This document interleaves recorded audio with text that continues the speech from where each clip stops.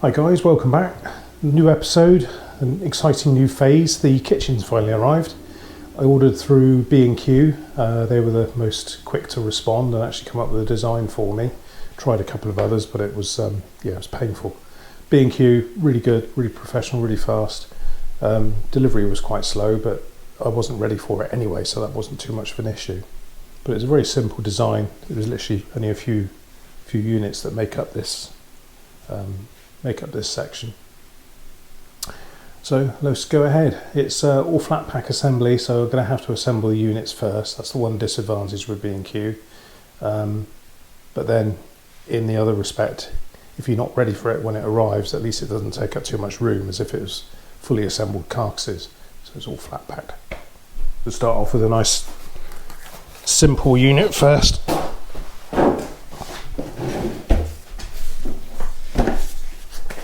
If you can keep some of the packaging in good shape without tearing it up too much, this then creates a nice platform for actually assembling the furniture, minimising damage, like juice bottles or condiments, etc.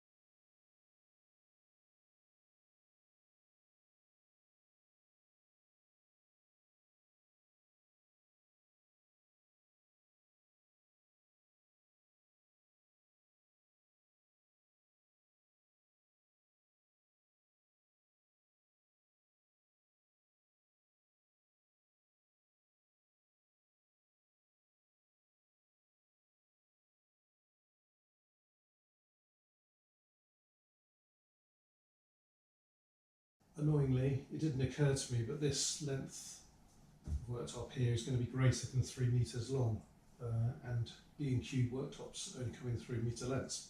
So unbeknown to me, it was going to require a joint, which is a little bit annoying. Had I known, I'd have probably gone for a different option. I'd have probably bought the worktops from another supplier, so you can get up to like 4 metre lengths.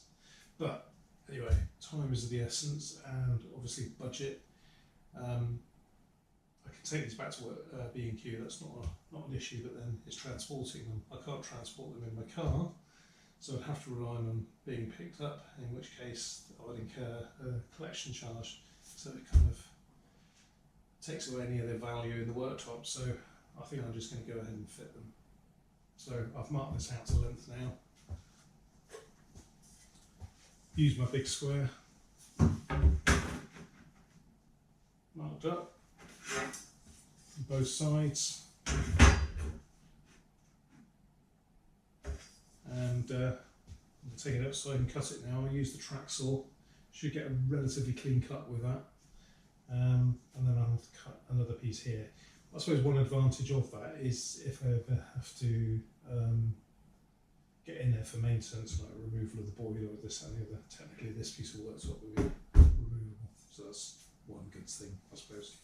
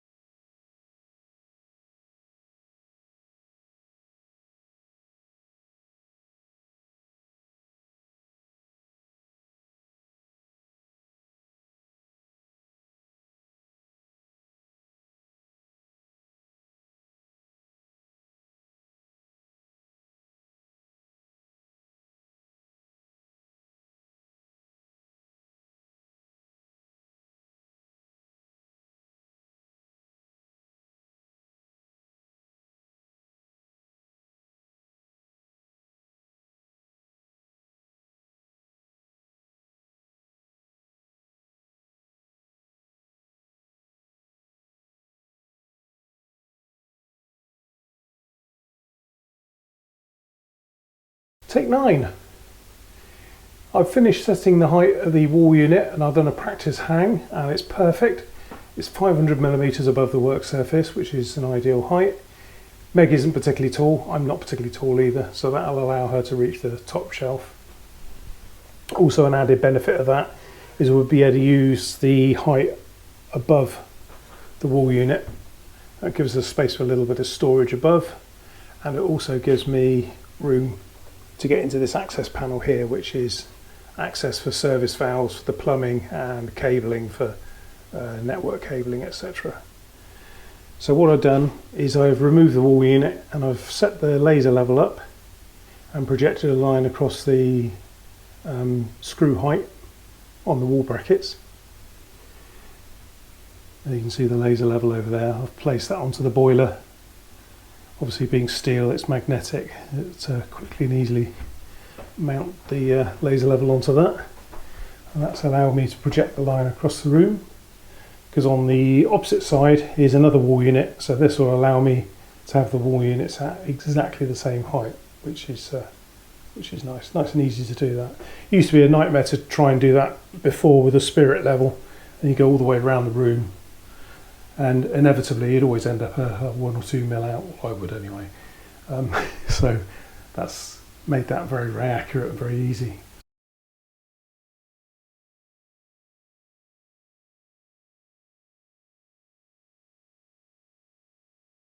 I'm ready to start mounting the units on this side now, so I need to mark out where we're going to put the units, heights, etc. I've measured up the fridge freezer upstairs. It's actually a slightly narrower one. It's a 550 as opposed to a 600mm unit. But I don't want to make the gap 550 and then later on you maybe want to fit a 600mm fridge freezer in here. I'd much rather have a gap to suit a 600mm fridge freezer. with a small useful gap down the side. So I'm going to set it up as if it's a 600mm unit, and there'll be a small gap. But I'm also going to allow 20mm for the skirting board, which obviously hasn't been fitted yet. So I'm going to go with 620. Next thing I need to do is to transfer the height across on the other units on the other side. It's not critical, it's obviously not butted up against each other, but it's just nice to be accurate. So again, I'm going to use the laser level for that, makes life a lot easier. I'm going to take advantage of the radiator, because obviously it's steel, so it'll be magnetic.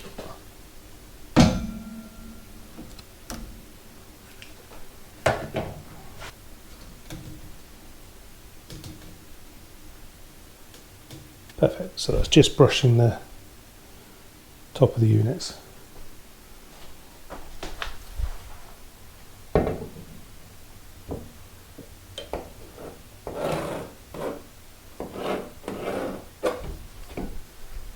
So next step is to assemble the base unit.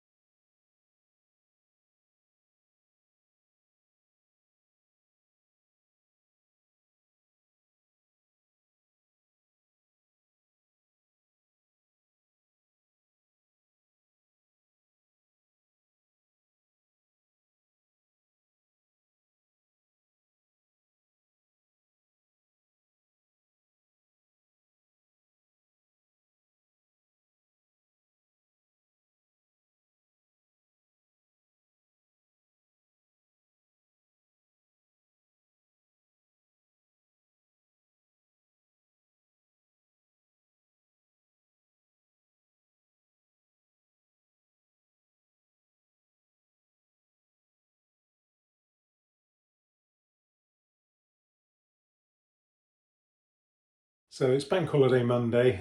Pretty much finished putting the latest video together and decided it came to a bit of an abrupt end. So I thought I'd give a quick outro and just show you guys where I'm at. So I'm just going to spin the camera around. So essentially it's a bit of a disaster. When I fitted the dishwasher in the corner, I didn't realise that I hadn't allowed enough distance. So I created this infill here, but it didn't come out far enough from this radiator. So essentially the dishwasher door wouldn't open fully. I could only go back so far. So I needed to change things around. I decided the best option would be to put the washing machine in the corner. So obviously that's got a different style door. And I'm going to put the dishwasher on this side. I had to move the end panel, and now that's no longer on the joint, but I'm willing to live with that. It's not ideal, but I didn't want to take the worktop out and trim it back to length and then cut another new piece for there, because I've already done that. So there you go. Bit of a frustrating end to the weekend, but we're still further forward. Thanks so much for watching, guys. Hope you had a good bank holiday weekend. Enjoy the video. See you in the next one. Hopefully I'll put the finishing touches to the rest of the kitchen. So look forward to seeing you in that episode. Cheers, guys. Bye.